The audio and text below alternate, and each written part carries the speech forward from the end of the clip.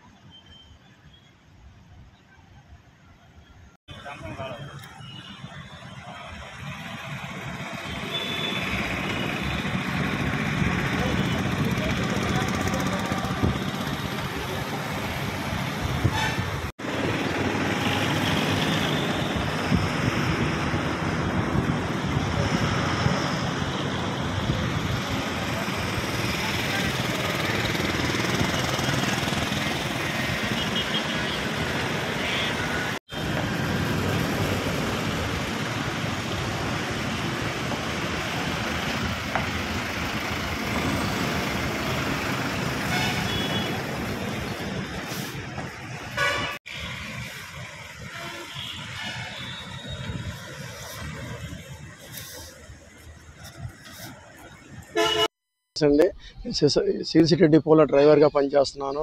APPTD employees union depot అధ్యక్షుడిగా పదవి చేస్తున్నాను.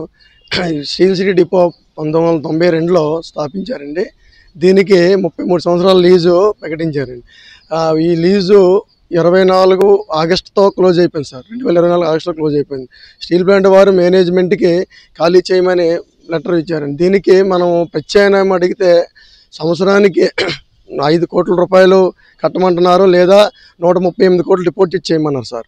ఇప్పుడు దాకా మేము సంవత్సరానికి 1000 రూపాయలు డిపాజిట్ చేస్తున్నాం. దీని ఇప్పుడు ఎంత అమౌంట్ అంటే మా మేనేజ్మెంట్ కట్టలేని పరిస్థితిలో ఉందండి. దానికోసం మేనేజ్మెంట్ వారు చేయలేసి మేమేమి చేయలేము, మీరు ఏం చేయంటే ఈ డిపో చుట్టూ సరౌండర్లో 450 మంది మేము స్టాఫ్ ఉన్నామండి. ఇక్కడ ఈ సరౌండర్లో అందరూ సొంతంగా పిల్లలు స్కూల్లో జాయిన్ చేసుకుని ఉన్నాం.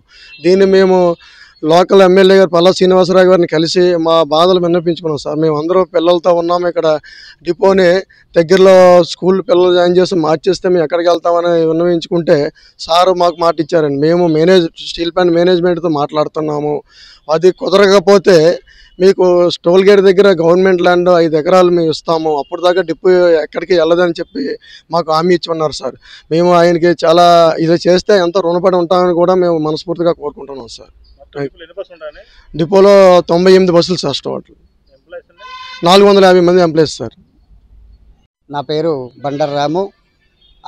ఈ డిపో అంటే steel plant Visakha steel city depot కండక్టర్గా పనిచేస్తున్నాను, మరియు ఏపీపీటీడీ ఎంప్లాయీస్ యూనియన్ డిపో సెక్రటరీగా కూడా పనిచేస్తున్నాను. అయితే ఈ మధ్యకాలంలో మేనేజ్మెంట్ వారు, స్టీల్ ప్లాంట్ మేనేజ్మెంట్ వారు డిపో ఖాళీ చేయమని లెటర్ ఇచ్చి ఉన్నారు. కారణం ఏమిటంటే 1992లో 33 సంవత్సరాలకు నామినల్ ఫీజు తీసుకొని 33 సంవత్సరాలు లీజు ఇచ్చి ఉన్నారు. ఆ లీజు ఇచ్చిన కారణంగా డిపో ఆర్టీసీ మేనేజ్మెంట్ కట్టి ఉన్నది. అయితే ఈ డిపో 100 బస్సులతో 400 మంది కార్మికులతో నడుపుతూ ఉన్నారు. అయితే ఇది ఎక్కువ NH5 ఆనుకొని డిపో ఉండడం వలన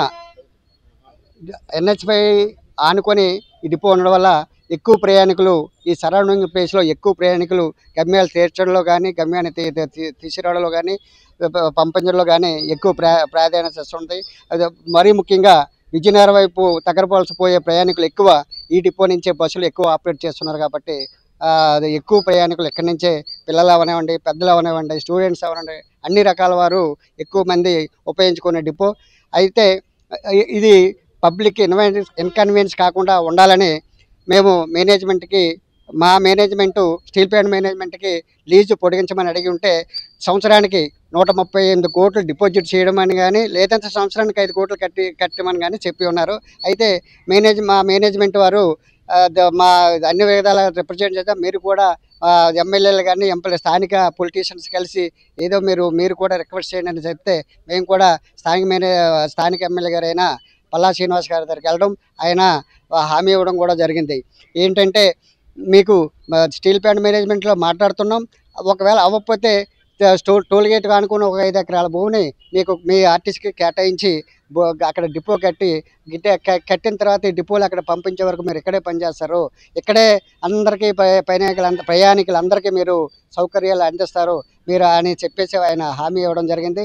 అయితే ఇదే కాకుండా ఈ 400 మంది ఇక్కడ స్థానిక పిల్లలు అవనివ్వండి, ఇక్కడ ఇల్లులు వాకళ్ళు స్కూల్లో జాయిన్ చేసుకొని ఇక్కడే స్థిరపడి ఉన్న వాళ్ళం కాబట్టి ఇక్కడ నుంచి పంపిస్తే ఎక్కడికి వెళ్ళిపోవాలో అగమ్య గోచరంగా ఉంది కాబట్టి మీ ద్వారా స్థానిక స్టీల్ ప్లాంట్ వారికి తెలియజేసి డిపోని ఖాళీ చేయకుండా ఉంచుతారని మీ ద్వారా మేము కోరుకుంటున్నాం.